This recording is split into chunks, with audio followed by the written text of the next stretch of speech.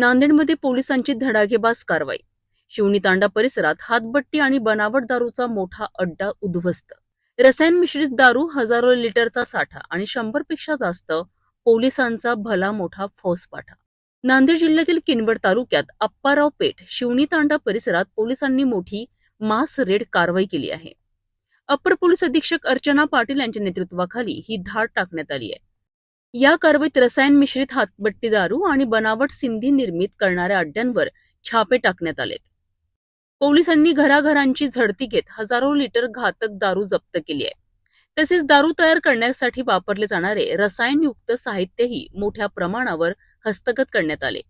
विशेष म्हणजे आरोग्यास गंभीर धोका निर्माण करणारी बनावट सिंधी दारूही पोलिसांनी जप्त केली आहे. या कारवाई दरम्यान अनेक संशयितांना ताब्यात घेण्यात आले असून त्यांची चौकशी सुरू आहे. अचानक झालेल्या या धाडेमुळे हातभट्टी आणि बेकायदेशीर दारू व्यवसाय करणाऱ्यांमध्ये एकच धावपळ उडाली आहे. संपूर्ण शिवणी परिसराला क्षणात छावणीचे स्वरूप प्राप्त झाले होते. या कारवाईत एसआरपी जवानांसह हिमायतनगर आणि इस्लापूर पोलीस ठाण्याचे अधिकारी तसेच नांदेड शहरातील विविध पोलीस ठाण्यांचा सहभाग होता. सुमारे 100 ते 150 पोलिसांचा फौजफाटा या ऑपरेशनमध्ये तैनात करण्यात आला होता. जप्त करण्यात आलेली दारू आणि साहित्य पोलिसांनी नष्ट केले असून अशा बेकायदेशीर धंद्यांविरोधात पुढेही कठोर कारवाई सुरूच राहील असा इशारा प्रशासनाने दिला आहे. आरोग्यास धोका ठरणाऱ्या अशा बेकायदेशीर धंद्यांवर पोलिसांचा कडक प्रहार, ही कारवाई गुन्हेगारीला मोठा इशारा मानली जात आहे.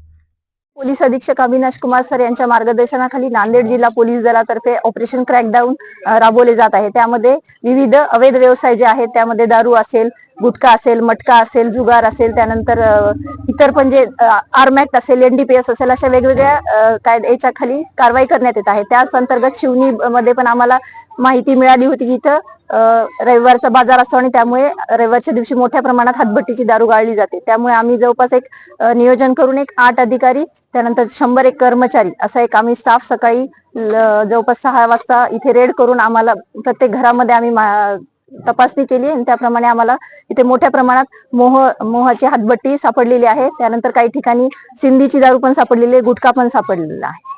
शिवणी येथे रसायन मिश्रित जे सिंधी बनवलेली जाते ते गेल्या अनेक दिवसापासून सुरू होती, पण पोलिसांना वेळोवेळी झुंगारा देत तो चालवत होता आणि तो शाळेला सुद्धा पुरवत होता अशी आम्हाला माहिती आहे. नेमका प्रकार काय आहे? सिंधी बद्दल पण आम्हाला माहिती मिळाली होती, पण जेव्हा पोलीस कारवाई करायला यायचं त्यावेळेला आम्हाला तिथे काही मिळायची नाही. पण आज आम्ही अचानक कारवाई, म्हणजे कुणालाही न कळू देता अचानक सकाळी कारवाई केल्यामुळे आम्हाला सिंधी पण इथे मोठ्या प्रमाणात मिळाली. सिंधी आणि हातभट्टी दारू जर आपण अंदाजे किती असेल? साधारणतः 20 ते 25 घरांमध्ये आम्हाला हातभट्टी आणि मोहाचे फुलं सुद्धा मोठ्या प्रमाणात मिळाले. सिंधी पण जवळपास सिंधी पण मिळाली आणि यापूर्वी पण कारवाई झालेली आहे. यापूर्वी जी कारवाई झालेली होती त्या गुन्हेगारावर आता हद्दपारची कारवाई होणार का, जेणेकरून या गावामध्ये पूर्णपणे हातभट्टी दारू आणि सिंधी पूर्णपणे बंद होईल? ठीक आहे, ज्याच्यावर 2 किंवा 3 पेक्षा जास्त गुन्हे आहेत अशांचा आम्ही रेकॉर्ड काढून त्यांच्यावर कारवाई करू.